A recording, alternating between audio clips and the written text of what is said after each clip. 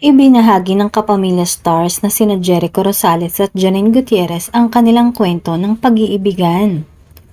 Unang nakapanayam si Janine at kinuwento niya ang mga kaganapan nung nakaraang holiday season.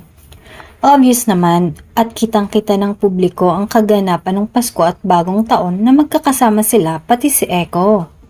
Nung Pasko nga ay sa bahay sila ni Lotlot nag-celebrate ng Christmas. At natuwa pa daw si Lotlot dahil nagustuhan ni Echo ang luto niya.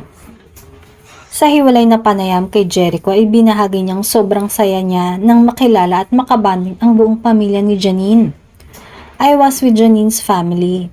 They invited me over, so I was so happy. Cozy little family things. It was nice to have that feeling of family. Pagbabahagi ng aktor.